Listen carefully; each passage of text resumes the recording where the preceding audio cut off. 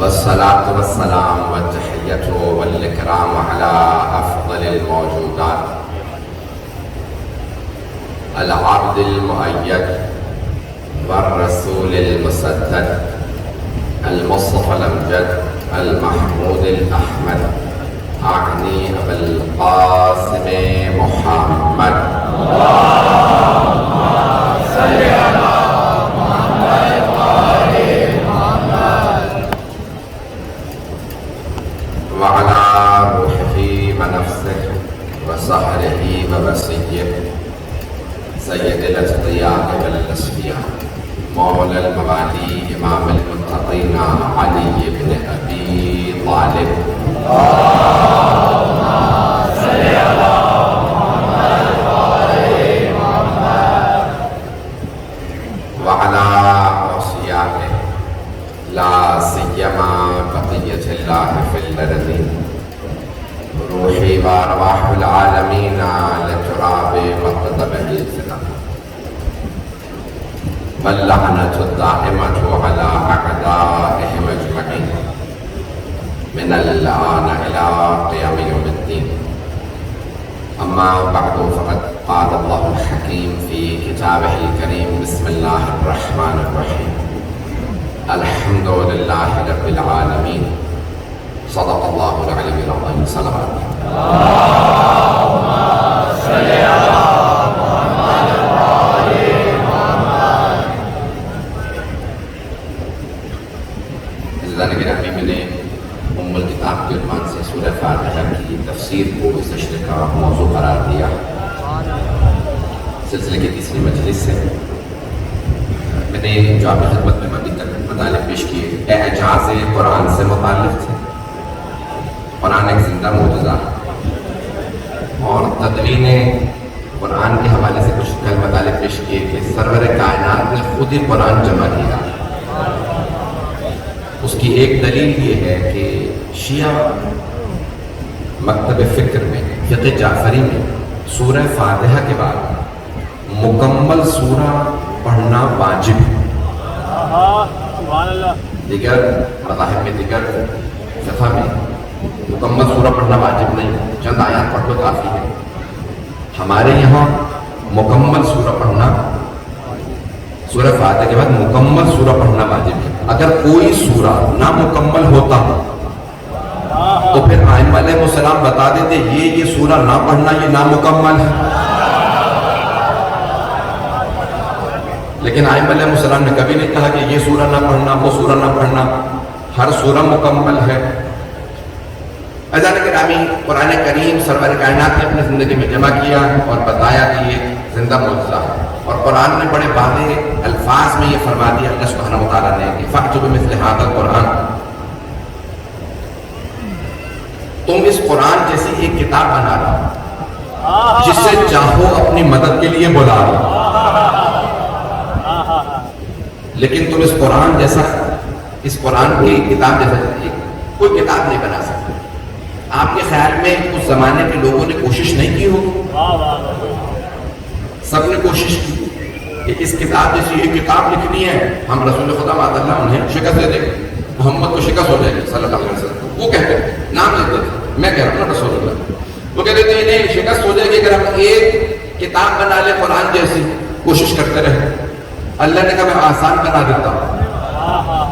فاتو بعشر سورہ میں مثل 10 سورے بنا لاؤ. قرآن میں 114 سورے ہیں، 10 سورے قرآن کے سوروں جیسے بنا، 10 سورے بنا. انہوں نے کوشش کی، نہیں بنا سکے. اللہ نے کہا آسان بنا دیتا. پھر سورہ بقرہ میں اللہ نے آیت نازل فرمائی فَأْتُوا بِسُورَةٍ مِّن مِّثْلِهِ وَادْعُوا شُهَدَاءَكُم مِّن دُونِ اللَّهِ إِن كُنتُمْ، اگر تم جسے چاہو اللہ کے علاوہ اپنی مدد کے لیے بلا لو، ہے مشرک ہو کافر ہو، قرآن کے سوروں جیسا ایک سورہ بنا لاؤ. یہ چیلنج کہاں دیا جا رہا ہے؟ مکے میں. تھوڑی سی توجہ. چیلنج اللہ نے دیا مکے میں. پیغمبر پہلے مکے میں تھے، ہجرت کر کے مدینے گئے، مکے میں ہیں. اللہ نے چیلنج دیا قرآن جیسے کتاب بنا لا. نہ بنا سکو تو 10 سورے، نہیں تو ایک سورہ بنا لو قرآن کے سوروں جیسا. تمام بڑے بڑے ادبا، شعراء، علماء مشرکین کے جمع ہوئے کہ بس ایک سورہ لکھنا، لکھو. سب نے زور لگایا اور سب کے سب ایک دوسرے کی مدد کرنے لگے. کبھی کسی طرح سے ہمیں محمد کو شکست دینی ہے، بس ایک سورہ بنا لو. جب سب نہیں بنا سکے تو ایک بہت بڑا شاعر تھا، شاہ نامی شاعر تھا. وہ بولتا نہیں تھا. صرف سال کے ایک دن جب مکے میں عکاظ کا میلہ لگتا تھا، سب جمع ہوتے تھے، عرب پورے حجاز مقدس سے سب مکے آتے تھے، تو وہ اپنی شاعری سناتا تھا. پورے سال نہیں، 364 دن خاموش رہتا تھا. کیوں؟ میں مکے کے جاہلوں سے بولوں کیوں؟ ان سے بات کر کے میری فصاحت کم ہو جائے گی، بلاغت ختم ہو جائے گی. تو بولتا نہیں تھا، پورے سال خاموش رہتا. صرف ایک دن بولتا، جب سارے کے سارے حجاز کے لوگ جمع ہو جاتے، سناتا میں نے یہ کلام کہا، یہ کلام کہا. تو سب نے، اس کی عادت تھی عصر کے وقت اپنے گھر سے چہل قدمی کے لیے نکلتا تھا. تو تمام شعراء، کیونکہ ایسے بھی شاعر تھے جو لکھنا پڑھنا نہیں جانتے تھے لیکن شاعر تھے.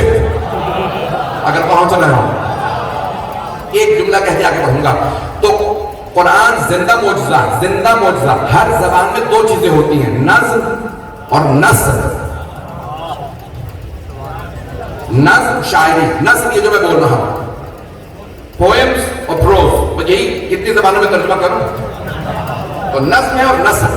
تو عربی زبان میں تین چیزیں ہیں، نظم ہے، نثر ہے اور قرآن. قرآن نہ نظم ہے نہ نثر ہے، دونوں سے بالا تھا. تو اب تمام کے تمام شعراء ادبا جمع ہو گئے کہ ہمیں جواب دینا ہے. تو انہوں نے کیا کیا، ہر روز عصر کے وقت جب شاہ اپنے گھر سے نکلتا تو اپنا کلام لکھواتے. شاہ میں نے یہ نیا کلام کہا. وہ اپنا قلم ہاتھ میں رکھتا تھا. کیوں؟ بولتا تو تھا نہیں، فصاحت کم ہو جائے گی. بس ایک مرتبہ کسی کی بھی شاعری پڑھتا اور ہاتھ میں قلم ہوتا تھا، پڑھ کے ایک مرتبہ میں تصحیح کر دیتا. اس میں یہ غلطیاں ہیں، اسے ایسے لکھنا چاہیے تھا. بولتا نہیں تھا، صرف پڑھ کے ایک مرتبہ غلطیاں درست کر دیتا، تصحیح کر دیتا. سرور کائنات نے کہا جہاں خانہ کعبہ کے غلافوں پہ 7 معلقات، 7 بڑے شعراء کے کلام لٹکائے گئے ہیں، معلق ہیں، وہاں جا کے قرآن کا سب سے مختصر سورہ، سورہ کوثر لکھ کے لگا دو، تاکہ جو عرب آئے پڑھنا جانتا ہو تو پڑھے گا، نہیں تو پوچھے گا 7 تھے. یہ کس کا کلام ہے 7 معلقات کے مقابلے میں؟ تو سب کے سب کہتے ہیں یہ محمد نے چیلنج کے طور پہ بھیجا کہ وہ اللہ کا رسول ہے. سب پڑھتے سنتے.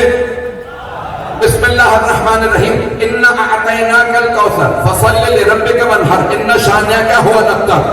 اللہ کے رسول نے جب چیلنج کے طور پہ ایک سورہ دیا تو وہ بھی سورہ کوثر، کیونکہ جس بی بی کے شان میں سورہ نازل ہوا تھا اس بی بی کا جواب نہیں، اس سورہ کا بھی جواب نہیں.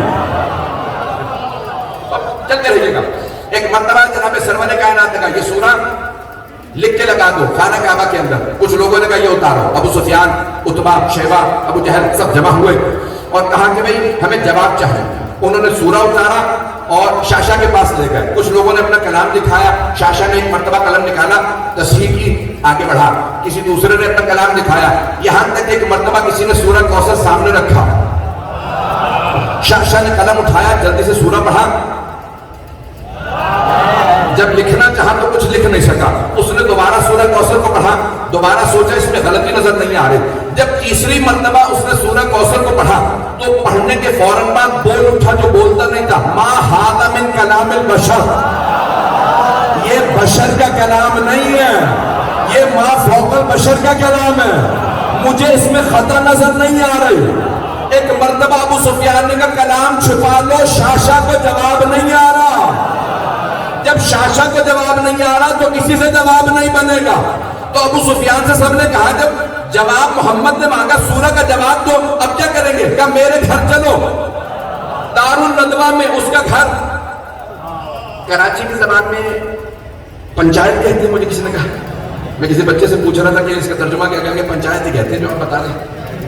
تو اس کے گھر میں پنچایت لگتی تھی، سارے کے سارے سردار جمع ہوتے تھے. سردار قریش کے جتنے سردار تھے ابو سفیان کے گھر میں جمع ہوتے، سب جمع ہو گئے. اس نے کہا جواب لکھیں گے. کہا جواب تو اب نہیں بن سکتا. ابو سفیان نے کہا اب جواب نہیں بن سکتا.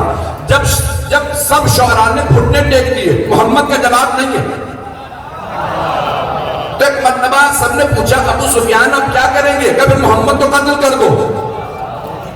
قتل سے پہلے بھی ایک منصوبہ بنایا تھا، تفصیل کا وقت نہیں ہے، شاید میں نے وہاں آپ نے سن رکھا ہو کہ بھئی کل سے اپنے بچوں کو بھیجو، میں بتاؤں گا کیا کرنا.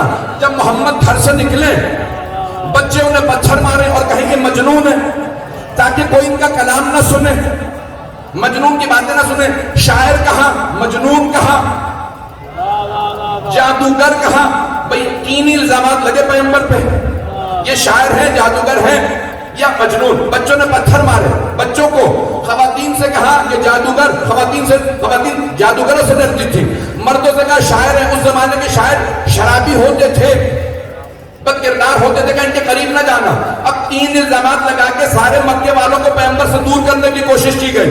جب دور نہ کر سکے گا کانوں میں روئیاں ٹھوس لو، جو مکے سے باہر سے آئے روئی رکھے، محمد کے کلام کو نہ سننا. یہ قرآن سناتے ہیں، جو سنے وہ ان کا ہو جاتا. باہر سے آنے والا جو ان کا کلام سنتا ان کا ہوتا تھا، کوئی نہ سنے. اب پتہ چلا جب کسی کے علم کا جواب نہ ہو تو سازشیں کی جاتی ہیں.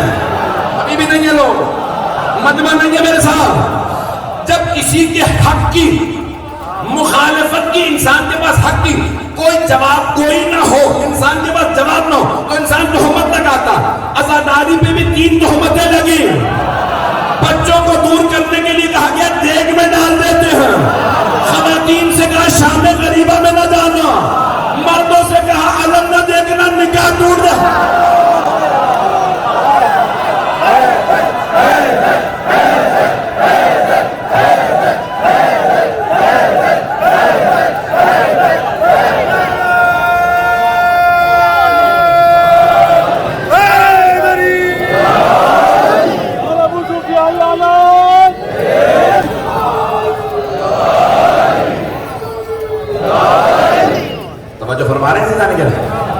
جب وہ علم کا جواب نہیں رکھتے تھے، اعجاز کا جواب نہیں رکھتے تھے. ہر دور میں جب انسان کے پاس علم کا جواب علم سے نہیں ہوتا تو پھر دہشت گردی کی جاتی ہے، پھر خودکش حملے کیے جاتے ہیں، پھر قتل کے منصوبے بنائے جاتے ہیں.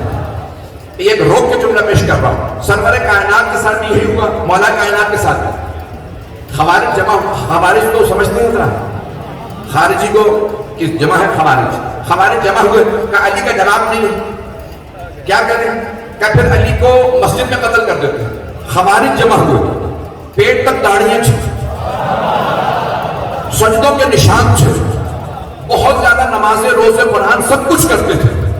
اور کیا کہہ رہے تھے؟ یا علی اکفرتا، یا علی معاذ اللہ استغفر اللہ، دہراتے میں میری زبان لرزتی ہے، یا علی اب کافر ہو گئے. آج بہت سے نوجوان بچے کہتے ہیں مولانا ساری دنیا ہمیں کافر، یعنی کیا بات ہے؟ وہ جسے رسول خدا نے کہا یہ کل ایمان ہے.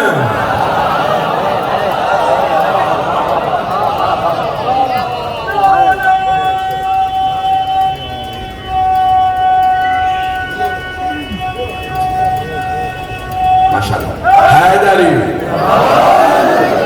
توجہ کرتے رہیے گا. تو قرآن زندہ معجزہ جناب امین کے خلاف بھی کیا منصوبہ بنایا؟ مسجد میں اس نے کیوں مارا؟ کبھی آپ نے سوچا؟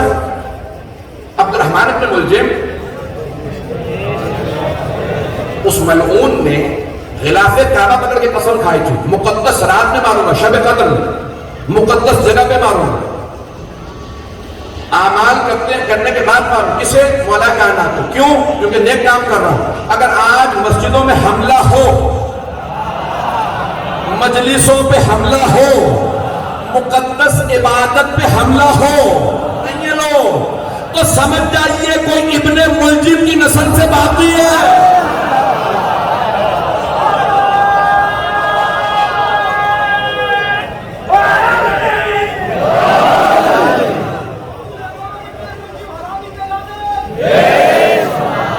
توجہ میرے ساتھ رکھیے گا سمجھانے کے نام بات پہنچ رہی ہے میری.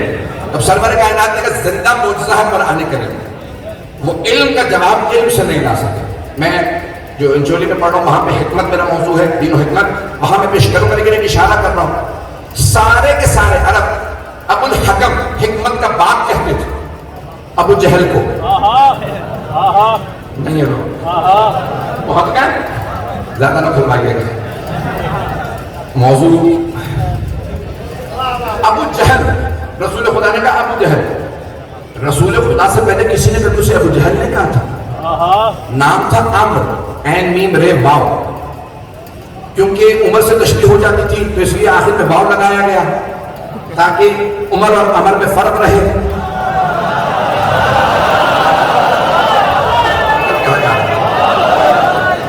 تو یہ عربی کا قانون ہے۔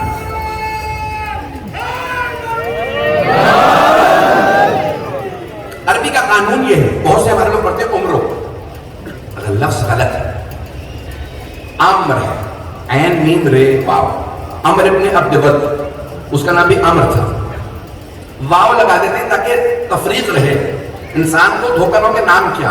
یہ عربوں کا قانون ہے، عربی ادب کا قانون ہے، پتہ نہیں آپ لوگ کہاں پتہ ہے۔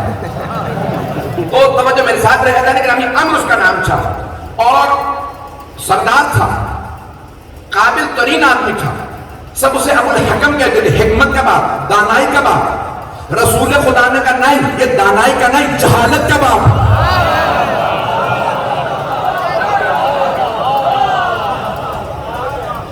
اتنا قابل ہو کے اسے توحید سمجھ نہیں آ رہے، رسول خدا کو دیکھ کے مان نہیں رہا، جو دیکھ کے پیغمبر کو نہ مانے، پیغمبر نے جو دیکھ کے معصوم کو نہ مانے، وہ جتنا بھی پڑھا لکھا ہو ابو جہل ہے، چاہے پیغمبر کو دیکھے، چاہے حسین کو کربلا میں دیکھے۔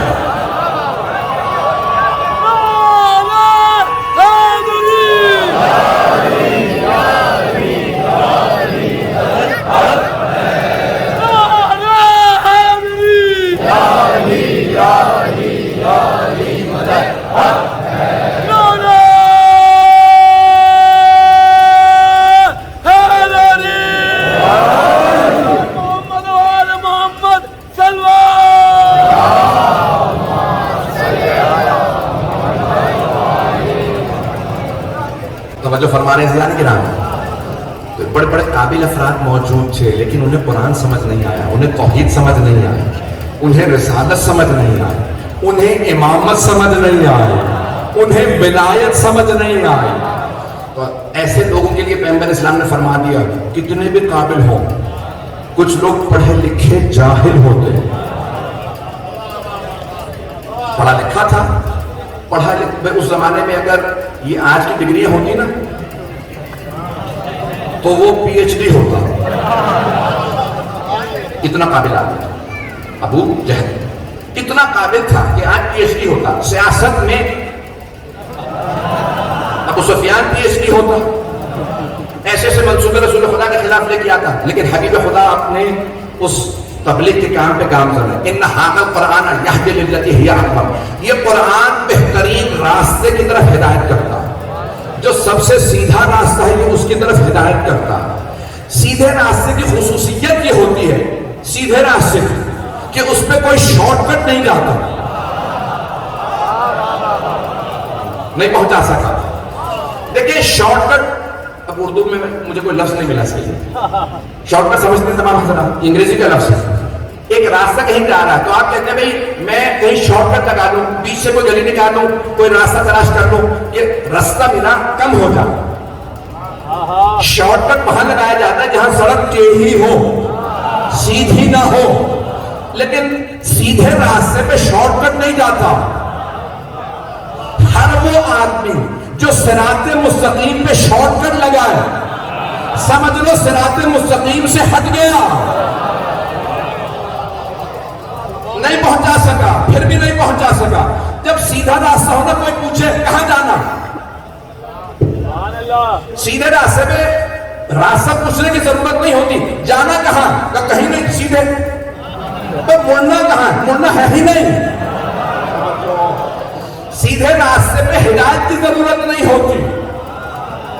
بھئی جب راستہ ٹیڑھا میڑھا ہو تو انسان کو ہدایت کی ضرورت ہوتی ہے۔ ہدایت کے دو طریقے ہیں، اراءۃ الطریق اور ایصال الی المطلوب، منطق کی روح سے۔ ایصال الی المطلوب، میں نے ٹیکنیکل بحث شروع کی ہے، میرا ساتھ دیجیے گا۔ ایصال الی المطلوب، مثال کے طور پہ میں یہاں قریب سے آیا ہوں، 15-20 منٹ کا راستہ، کوئی مجھ سے پوچھے کہ اس جگہ پہ جانا، تو میں کہوں گا میرے ساتھ ہی چلیے، میں بھی اسی مجلس میں جا رہا ہوں۔ تو مطلوب تک پہنچانا یہ ہے ایصال الی المطلوب، مقصد تک پہنچانا، ہدف تک پہنچانا، یہ ہدایت ہے۔ دوسرا، کوئی آدمی مجھ سے کسی اور جگہ کا راستہ پوچھے، میں کہوں بھائی یہاں سے نکلیں گے، الٹے ہاتھ میں مڑ جائیے گا، سڑک کے استقامت سے دائیں مڑ جائیے گا، جب مین روڈ پہ چلتے رہیں گے وہاں سے ایسے ایسے پہنچیں گے اور آپ اس جگہ پہ پہنچ جائیں گے۔ اسے کہتے ہیں اراءۃ الطریق، راستہ دکھانا۔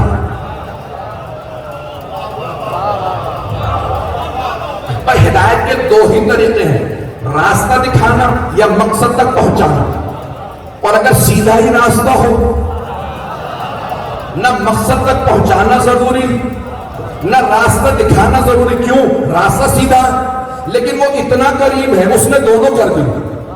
راستہ بتانے کے لیے اس نے قرآن بھیج دیا، مقصد تک پہنچانے کے لیے امام بھیج دیا۔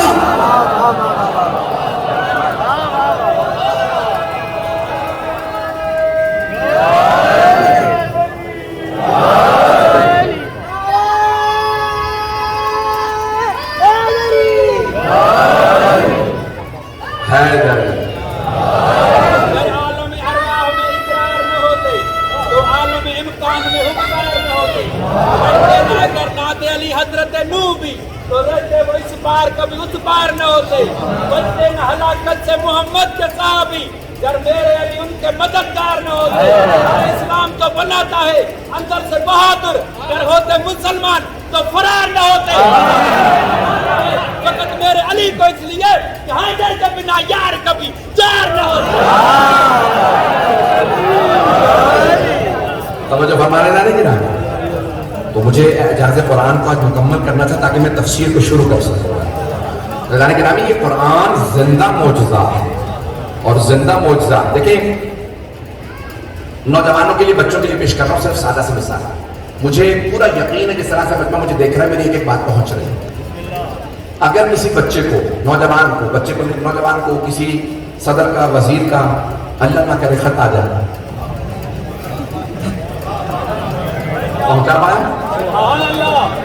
میں نے بڑا سوچ سمجھ کے کہا، خط آ جائے گا تو وہ بار بار پڑھے گا، صبح اٹھتے دیکھے گا وزیر اعظم نے مجھے خط لکھا، ہر آدمی کو دکھا کے دیکھیے وزیر اعظم نے میرے نام خط لکھا، بار بار خود بھی دیکھے گا، یاد بھی ہو جائے تو دیکھتا رہے گا۔ خط وزیر اعظم سے آئے، کوئی بادشاہ، صدر کوئی خط لکھتے تو انسان بار بار دیکھے گا، اسے بار بار پڑھے گا، یاد بھی ہو جائے تو پڑھتا رہے گا۔ اور اگر اللہ نے کوئی خط لکھا ہو اور نام قرآن ہو اور کوئی زبان صبح اٹھ کے نہ کھولے، بار بار کھول کے دیکھیں، پڑھ نہ بھی سکتے ہو، کھولے، اللہ نے خط لکھا، بار بار اللہ نے کیا کہا؟ یا ایھا الذین آمنوا، اے ایمان والو، اللہ نے آپ سے خطاب کیا۔ عزیزان گرامی، اس میں 114 سورے ہیں جہاں بار بار اتنے فضائل سن کے آپ خوش ہوتے ہیں۔ مجھے پتہ نہیں میری بات بہت رہی ہے نہیں بہت رہی ہے، آپ مولا علی کے فضائل سن کے خوش ہوتے ہیں، پڑھ کے بھی خوش ہوا کیجئے۔ میں نے پہلی مجلس میں کہا تھا اللہ نے تمام انبیاء کو جیسے تقاضے تھے ویسے معجزات دی۔ جناب موسیٰ کو جیسے تقاضے، جناب عیسیٰ کو، سرور کائنات کے زمانے میں دو چیزوں کا زور تھا، عربی زبان کا، تلوار کا۔ ان کی زبان کا جواب قرآن، تلوار کا جواب علی، سب کے ذہنوں میں ہے۔ تب اللہ سے ایک آیت قرآن کریم کی پیش کر رہا ہوں تاکہ اعجاز قرآن کا موضوع مکمل ہو جائے۔ مجھے بسم اللہ کی تفسیر کو شروع کرنا، میں ابھی تک تفسیر میں نہیں آ سکا۔ جب سرور کائنات کے لیے اللہ نے فرمایا سورہ رعد، کڑکتی ہوئی بجلی، 13واں سورہ، اس کی آخری آیت نمبر 43، 13واں سورہ، اور 13 تاریخ کو کوئی آنے والا، اس کی شان میں اس سورہ میں بہت سی آیا۔ تو آئیے ذرا 13 رجب کا آنے والے اس امام علیہ السلام کی عظمت کو اللہ نے اس سورہ کے اختتام میں بیان کیا۔ وَيَقُولُ الَّذِينَ كَفَرُوا لَسْتَ مُرْسَلًا قُلْ كَفَىٰ بِاللَّهِ شَهِيدًا بَيْنِي وَبَيْنَكُمْ وَمَنْ عِندَهُ عِلْمُ الْكِتَابِ۔ اے میرے رسول، یہ جو کافر ہیں نا، آپ سے کہتے ہیں آپ اللہ کے بھیجے ہوئے رسول نہیں۔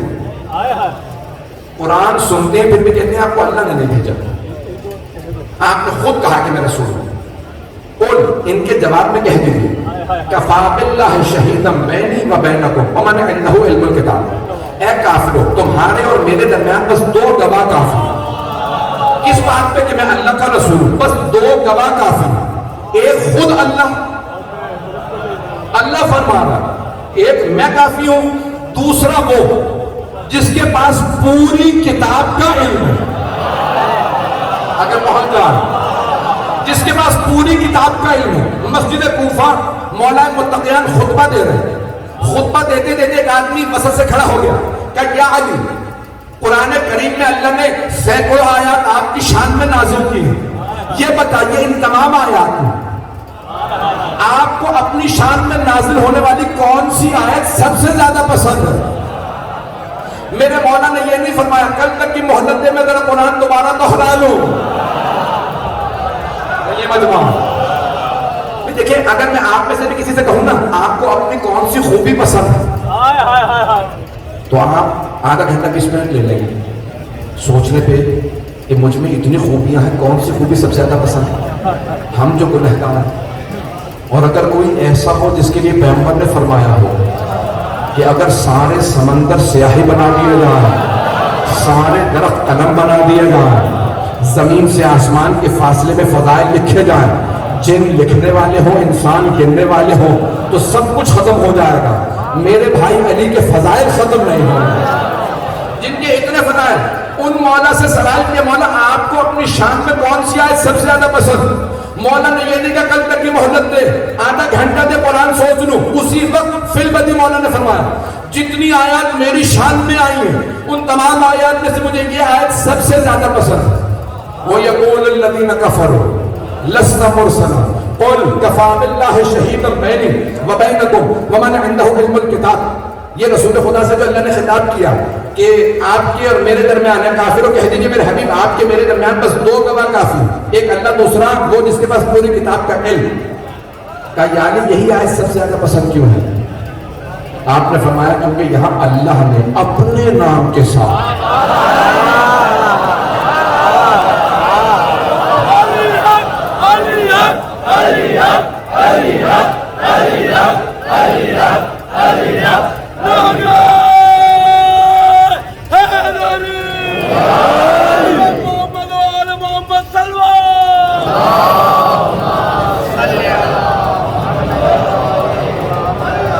توجہ فرمائیے نا، نہیں گرا یہ قرآن کریم جگہ جگہ جناب امیر کے فضائل بتاتا ہے، صرف سننے پہ اکتفا نہ کریں، پڑھیں، اس قرآن کو پڑھیں۔ اور اگر کوئی پڑھنا نہ جانتا ہو، واحد دنیا کی کتاب ہے جسے پڑھنا بھی ثواب ہے، سننا بھی ثواب ہے، دیکھنا بھی ثواب ہے۔ جب چھوٹے امام سے کسی نے کہا مولا میں نے قرآن حفظ کر لیا، آپ کہتے ہیں دیکھ کے پڑھو، تو کیا ابھی بھی دیکھ کے پڑھو؟ مولا نے کہا صرف دیکھ کے نہیں، اونچی آواز سے دیکھ کے پڑھو۔ کہا مولا کیوں اونچی آواز سے دیکھ کے پڑھو؟ تاکہ کہا پڑھنے کا ثواب بھی ملے، سننے کا ثواب بھی ملے، دیکھنے کا ثواب بھی ملے۔ قرآن دیکھنا بھی ثواب ہے۔ ایک سخت جملہ نوجوانوں اور بچوں کے لیے، بزرگوں سے معذرت کے ساتھ، ایک بہت بڑے استاد ہمارے ہمیشہ کہتے تھے اگر کوئی آدمی پوچھے میرا 12ویں امام سے کیسا تعلق واسطہ ہے، تو اس سے کہو ذرا دیکھ تیرا قرآن سے کیسا تعلق ہے۔ کیوں؟ یہ قرآن صامت ہے، وہ قرآن ناطق ہے۔ احترام کرتے ہو قرآن کا، تعظیم کرتے ہو، اسے مانتے ہو، کبھی جھوٹی قسم نہ کھانا قرآن کی، اس کی تعظیم کرنا، اسے بار بار پڑھنا، دل سے لگا کے رکھنا۔ امت میں کچھ ایسے لوگ آئے کہ جب جنگ ہوئی نا مولا علی سے، انہوں نے قرآن نیزوں پہ اٹھایا، ایسا ہوا جنگ صفین میں انہوں نے قرآن نیزوں پہ اٹھایا، کہ یاد یہ قرآن کا راستہ، جنگ روکتے۔ چلو انہوں نے قرآن اٹھائے تھے، مولا کے ساتھ آنے والے کے لئے یعنی سامنے قرآن ہے، آپ جنگ نہیں روک رہے۔ مولا نے کہا اگر یہ قرآن مانتے ہوتے میرے مقابلے میں نہ آتے ہو۔ کہا یا علی سامنے قرآن ہے، مولا نے کہا ان سے قرآن لے لو، یہ قرآن کو نہیں مانتے۔ تم مانتے ہو تمہیں دکھا کے دھوکہ دے رہے ہیں. یہ قرآن دکھا کے تمہیں دھوکہ دے رہے ہیں. یہ قرآن کو نہیں مانتے. تم قرآن لے لو, جنگ جاری رکھو. نہیں آئی وہ قرآن کا ہمیں واسطہ دے رہے, جنگ روکو. مولا نے کہا دیکھو یہ قرآن صامت ہے, خاموش قرآن ہے. صامت یعنی خاموش. کہ یہ قرآن صامت ہے, میں قرآن ناطق ہوں. نہیں سارا مت مانیں گے. کون سا قرآن افضل ہے, صامت یا ناطق؟ یہ خاموش قرآن ہے, بولتا ہوا قرآن ہے, جیتا جاگتا قرآن ہے. قرآن اس کی گواہی دیتا ہے. میری تفسیر سمجھنی ہو تو اس سے سمجھو. میں صرف قرآن ہوں, یہ قرآن بھی تفسیر بھی.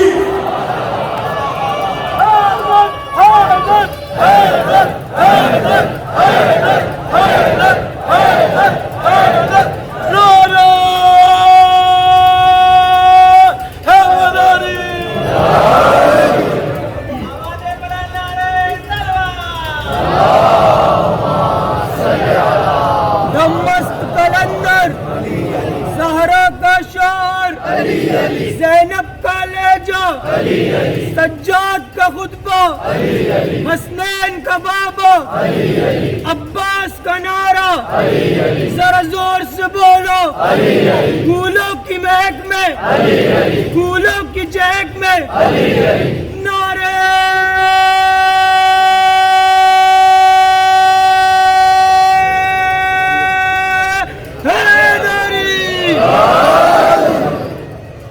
فرمانے میرے بھائی. عزیزان گرامی, یہ قرآن زندہ معجزہ ہے. ایک آخری بات کہہ دوں اعجاز کے حوالے سے, پھر کل بسم اللہ کی تفسیر کو پیش کروں گا انشاءاللہ تعالی بشرط حیات. آج سب لوگ کہتے ہیں اے کاش میں رسول خدا کے زمانے میں ہوتا, اے کاش میں جناب امیر کے زمانے میں ہوتا, اے کاش میں مولا حسن کے زمانے میں ہوتا, اے کاش میں مولا حسین. ایسا ہے, میں بھی کہتا ہوں, دن رات کہتا ہوں, دعائیں مانگتا ہوں کاش ہوتا, اپنی جان قربان کرتا, ان کے قدموں میں اپنا سر رکھتا, میں ان کی قدم چومتا. یہ میں خطابت نہیں کر رہا, خدا کی قسم یہ خطابت نہیں, میری عقیدت ہے. میں ان کے ہاتھ نہ چومتا, میں ان کے قدموں کو چومتا. میں اس زمانے میں ہوتا, ہم ان کے معجزات دیکھتے, لیکن رسول خدا کا ایک زندہ معجزہ آج موجود ہے, وہ ہے قرآن جو ہر گھر میں ہے. اسے کیوں نہیں دیکھتے؟ میں جانتا ہوں میری بات بری لگے گی, کیوں نہیں دیکھتے اس قرآن کریم؟ اس تبلیغی جملے میں بھی نعرہ لگانے کا شکریہ کہ آپ حضرات جو محبت دے رہے ہیں. میں اپنے آپ کو کسی لائق نہیں سمجھتا, میں حقیر ہوں, ناچیز ہوں, ادنا سا خادم اہل بیت ہوں. میں ممنون ہوں آپ محبت سے سن رہے ہیں, لیکن عزیزان گرامی یہ زندہ معجزہ ہر گھر میں موجود ہے. میں نے گھر میں دیکھا قرآن کریم پورا ایک صفحے پہ موجود ہے نقش. میں نے میگنیفائنگ گلاس سے دیکھا کہ واقعی یہ سورہ مکمل ہے. میں نے بھی اپنے گھر پہ ویسے نقش لگایا, گھر میں آتے جاتے زیارت کرو, کیونکہ 4 چیزوں کا دیکھنا بھی عبادت ہے. قرآن کا دیکھنا عبادت, مولا علی کے چہرے کی زیارت کرنا عبادت, خانہ کعبہ کو دیکھنا عبادت, اور چوتھی چیز والدین کے چہرے کو محبت سے دیکھنا عبادت. آپ میں سے ہر آدمی عابد ہے اگر والدین کو محبت سے دیکھتا رہے. سب جملوں کو بہت معذرت, لیکن پیش کروں گا. لیکن ابھی یہ قرآن زندہ معجزہ, بار بار دیکھیں, یہ مولا کائنات کی یاد دلاتا ہے, رسول خدا کی یاد دلاتا ہے. یہ قرآن آپ کے گھر میں موجود ہے. احترام دے سے بغیر وضو کے قرآن کو چھو نہیں سکتے. فقہی مسئلہ, جلد کو پکڑ سکتے ہیں, لکھائی کو نہیں چھو سکتے. آخری جملہ پیش کر رہا ہوں, اس کے بعد مسائل پہ آ جاؤں گا. 2 سے 4 منٹ کی زحمت. قرآن لا یمسہ الا المطہرون, سورہ واقعہ اٹھا کے دیکھیے. لا یمسہ, کوئی مس نہ کرے قرآن کو سوائے اس کے جو پاک ہو. الا المطہرون, اسی لیے کہا جاتا ہے وضو طہارت ہے. توجہ, وضو غسل طہارت ہے. اگر غسل نہ ہو, وضو نہ ہو, قرآن کو چھونا حرام, گناہ ہے. بغیر وضو کے قرآن کی لکھائی کو مس بھی نہیں کر سکتے. نہیں ہے مجمع. جب تک انسان پاک نہ ہو تو قرآن کی لکھائی کو چھو نہیں سکتا, کیونکہ قرآن ہے پاک. جب قرآن ثابت تو کوئی پاک نہ ہو تو چھو نہیں سکتا. اب سمجھ میں آیا, قرآن ناطق کو سمجھنے کے لیے شجروں کا پاک ہونا.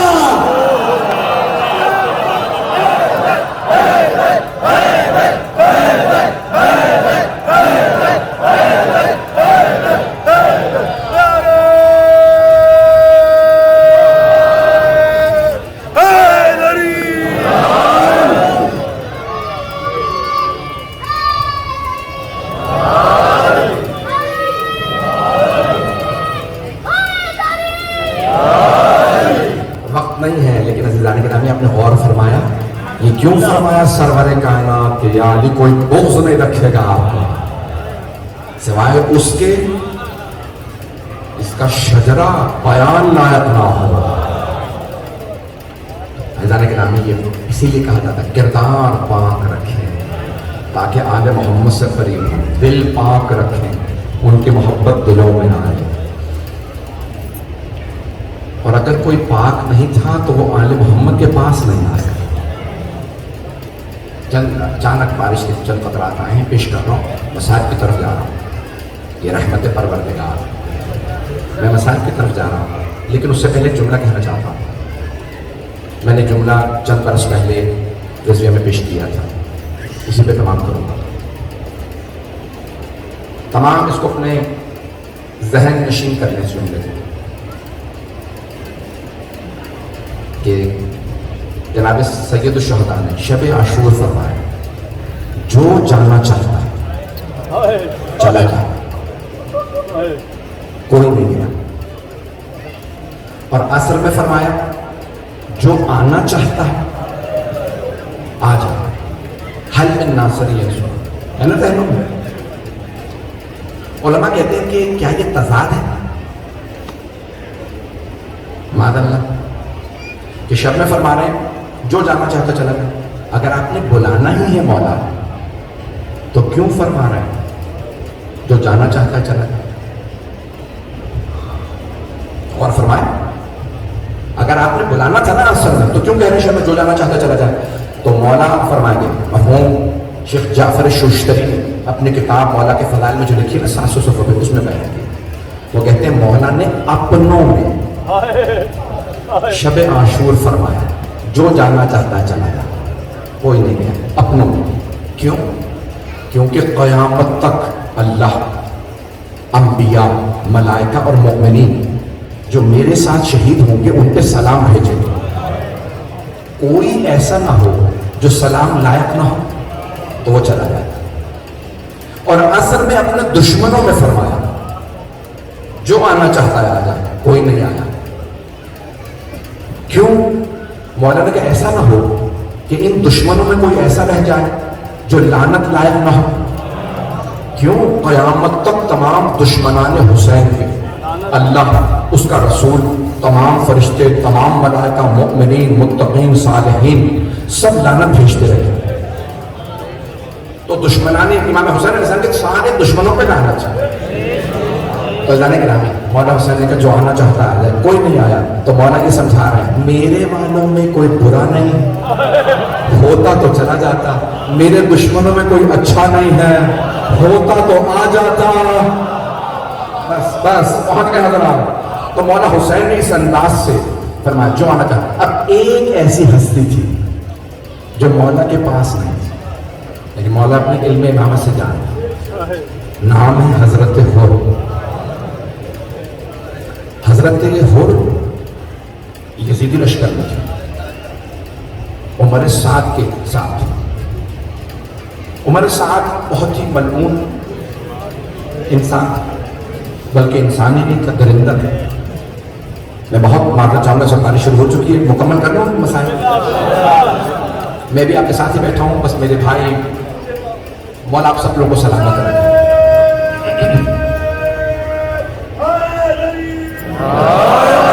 بس میں زحمت تمام. تو جناب سید الشہداء جانتے ہیں اپنے علم امامت سے ایک ایسا ہے جو ان شہداء میں لیکن ابھی آیا نہیں. بہت سے علماء کہتے ہیں اسی لیے آپ نے 9 محرم کو جناب عباس سے کہا ذرا ان سے کہو ابھی جنگ نہ کریں, تم نے مجھے مارنا کل مار دینا. ابھی کچھ لوگ پہنچے نہیں. حضرت ہو 9 محرم گزار کے, شب عاشور گزار کے, شب عاشور حضرت ہر نے ایک جملہ سنا. کسی چھوٹی سی بچی کی آواز آ رہی ہے العطا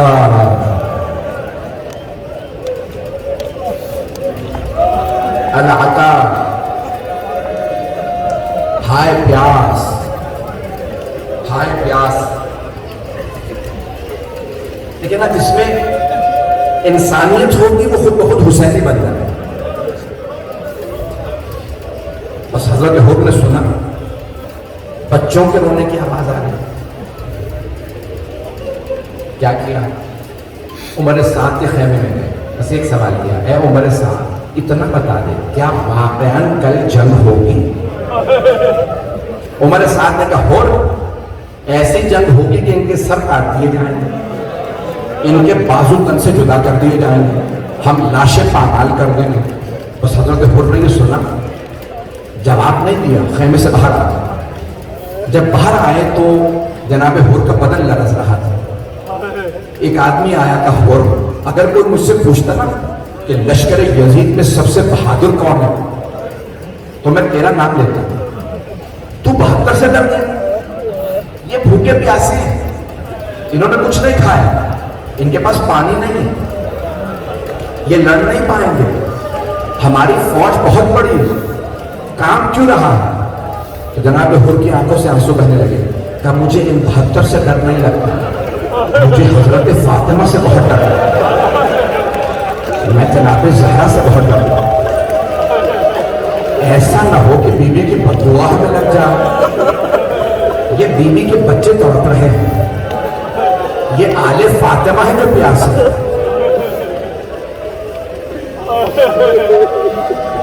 حضرت حر کو بیوی سے بڑی عقیدت تھی, بیوی کی بہت عظمت کا قائل تھی. جناب سید ہے نا روایت میں کہ 2 محرم کو جب پانی پلایا تھا مولا حسین علیہ السلام نے پورے 1000 لشکر کو گھور کے, جب نماز کا وقت ہوا مولا نے کہا ہو نماز کا وقت ہو گیا, ظہر کا وقت ہے, تو اپنے لشکر کے ساتھ وہاں نماز پڑھ لے, میں اپنے انصار کے ساتھ یہاں.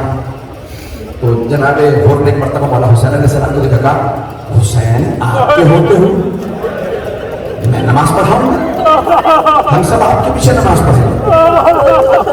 مولا نے نماز پڑھائی. جانتے ہیں نا کہ یہ اتنی عقیدت رکھتا ہے.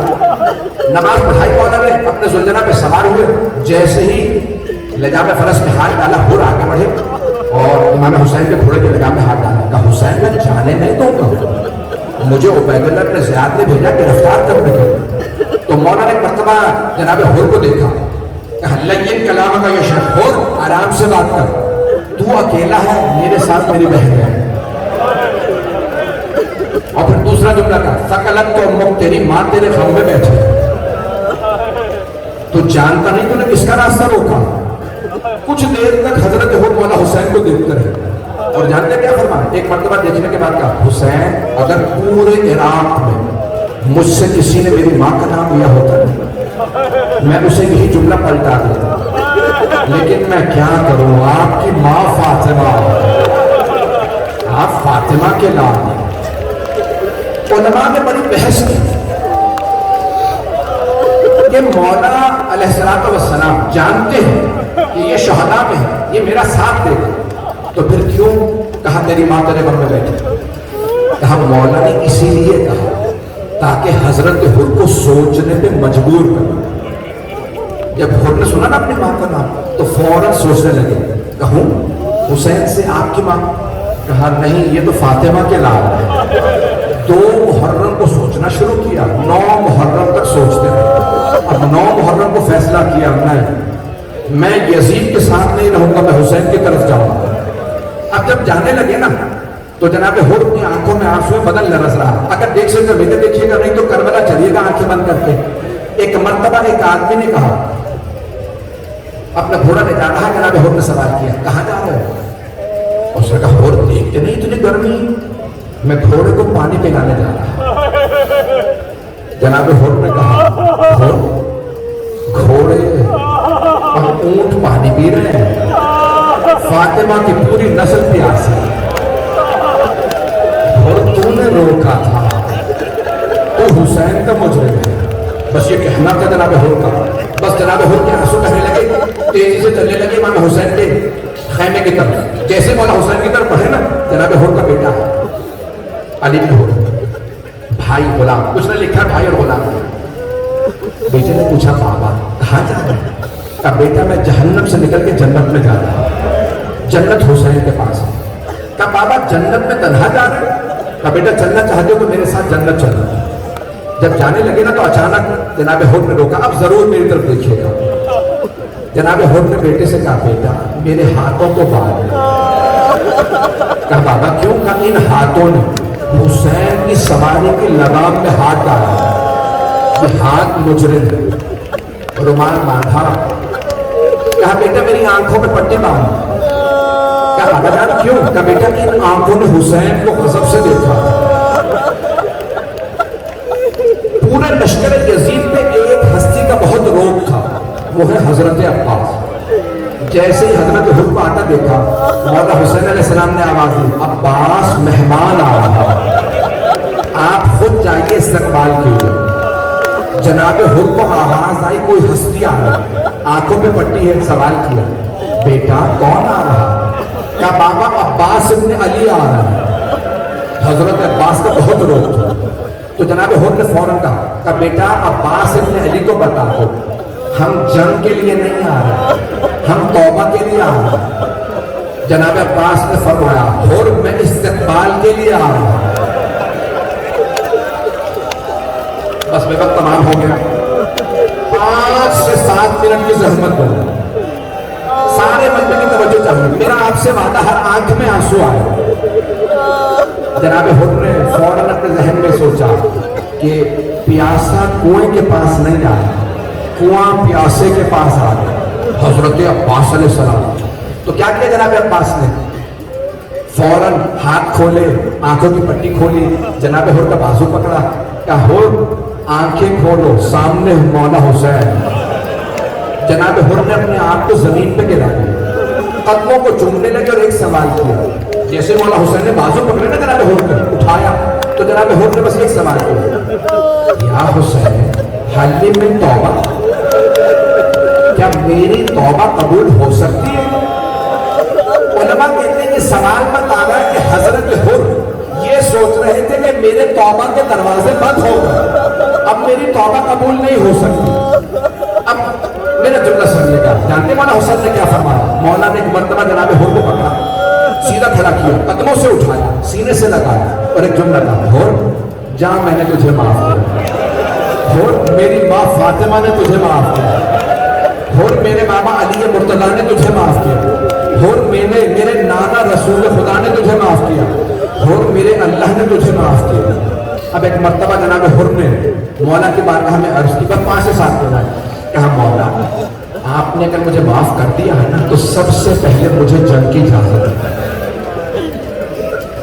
مولا نے فرمایا آپ ہمارے مہمان کو پانی پلایا اور ہمارے پاس پانی نہیں ہے۔ جناب حر کے آنسو بہنے لگے، کہا مولا اب مجھے پانی کا تذکرہ نہ کیجیے، مولا 2 محرم کو میں نے خیمے اٹھوائے تھے، مولا مجھے معاف کر دیں۔ ایک پانی کا بڑا صدمہ تھا حضرت حر کو، دوسرا کس بات کا؟ کہا ٹھیک ہے حر اجازت ہے آپ پہلے جا سکتے ہیں۔ کہا مولا جب میں نے آپ کا راستہ روکا تھا تو آپ نے کہا تھا آرام سے بات ہے، تو تنہا ہے میرے ساتھ میری بہن۔ مولا کیا ممکن ہے میں آپ کی بہنوں سے معافی مانگ لوں؟ مولا حسین علیہ السلام نے مرتبہ حضرت حر کو دیکھا، پھر کہا عباس حر کو زینب کے خیمے کے باہر کھڑا کر دو۔ جناب حر آئے، جہاں بیویاں تھیں نا وہاں باہر کھڑے ہو گئے، گھوڑے پہ سوار ہے، سر پہ خول ہے، زرہ پہن رکھی ہے۔ جناب حر نے بلند آواز سے کہا اے عصمت تطہیر کی پروردہ بیویوں، اے علی و بطول کی بیٹیوں، میں آپ کا مجرم ہوں، میں نے آپ کے بھائی کا راستہ روکا تھا، مجھے معاف کر دیجیے گا۔ روز قیامت اپنی ماں فاطمہ سے میری شکایت نہ کیجیے گا۔ بس یہ جملہ کہنا تھا، بیویوں کے رونے کی آواز آنے لگی، جناب سیدہ کا نام آنا تھا، ساری بیویاں رونے لگی۔ جناب حر کے کانوں میں آواز گئی کہ بیویاں رو رہی ہیں۔ حضرت حر نے ایک مرتبہ اپنے سر سے خول اتارا، اپنے آپ کو زمین پہ گرایا، جیسے زمین پہ گرایا سر میں خاک ڈالنے لگے، چہرے پہ ماتم کرنے لگے۔ میرا بھائی وہاں پہ ہوش ہو گیا، میں بہت معذرت چاہوں گا، پڑھوں مسائب نہ پڑھوں، مکمل کروں نہ کروں، میرا بچہ میرا بھائی مکمل کروں مسائب کو۔ بھائی بیویوں کے مسائل میرے بہت سے جوان برداشت نہیں کر پاتے۔ میں نے دیکھا ہے میرے جتنے بھی مشہور بھائی ہیں نا، پٹھانوں میں بیویوں کے نام نہیں سنے جاتے، بے ہوش ہو جاتے ہیں۔ میں نے پٹھانوں میں بڑی مجلسیں پڑھی ہیں، مجھے پتا ہے، میرا بھائی بچہ جوان بھائی ہے، بے ہوش ہو گیا ہے۔ اب سنیں کہ آخری جملے پیش کرو، مجھے برداشت آپ معاف کر دیجیے گا۔ ایک مرتبہ جناب حر نے سر میں خاک ڈالی، چہرے پہ ماتم کیا اور خود کہا، اے حر تو نے دوسری مرتبہ سیدہ کی بیٹی کو رلایا۔ اب جناب زینب نے آواز دی، حر میں روز قیامت اپنی ماں سے تیری شفاعت کروں گی، میں کہوں گی اماں خود کو معاف کر دے۔ حر نے حسین کا ساتھ دیا تھا۔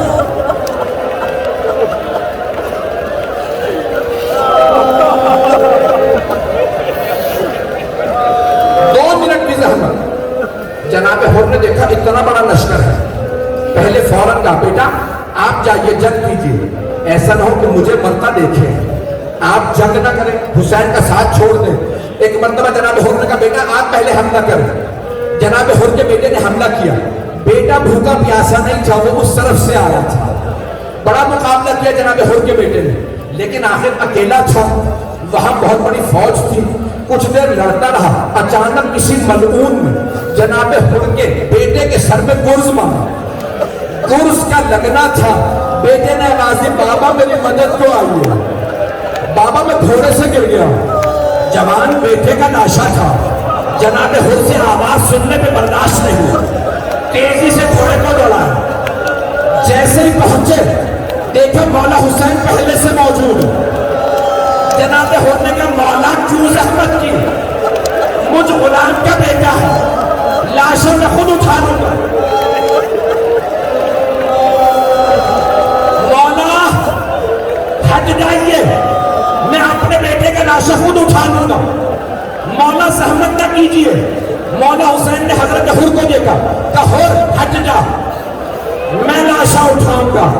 جناب حر نے رو کے کہا مولا میں غلام ہوں، یہ غلام زادہ، میں اٹھا لوں گا لاشا۔ مولا نے کہا نہیں حر، بوڑھے باپ جوان بیٹے کا معاملہ، تیرے بیٹے کا لاشا میں اٹھاؤں گا۔ لیکن جب ظہر کے بعد جناب علی اکبر گرے تو کوئی کہنے والا نہیں تھا، مولا جوان بیٹے بوڑھے باپ کا معاملہ، ہٹ جائیے، ہم لاشا اٹھائیں گے۔ خیمے سے ایک برقع پوش بیوی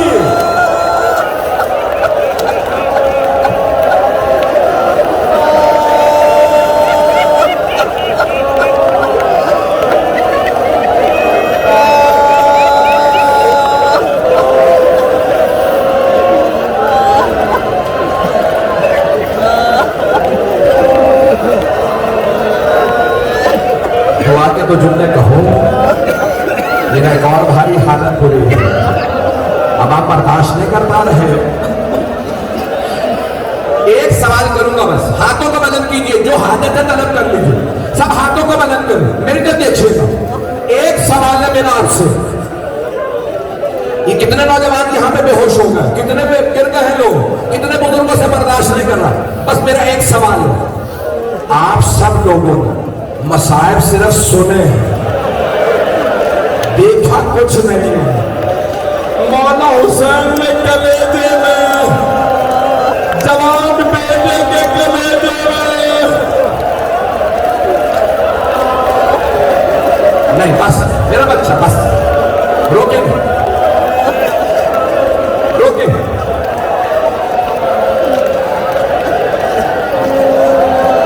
دعا کرتا پروردگار صاحب زمان کے ظہور میں تعجیل فرما ہمارے مقامات مقدسہ کی حفاظت فرما ان جوانوں کی جوانیاں سلامت رکھ پروردگار کسی کی دعا رد نہ فرما پروردگار ہمارے تمام مریضوں کو شفائیں کاملہ اجرا عنایت فرما پریشان حالوں کی پریشانیاں دور فرما ہمارے ان آنسوؤں کو جناب سیدہ کے رومان میں جگہ عنایت فرما ربنا تقبل منا انک انت السمیع العلیم بحق محمد وآلہ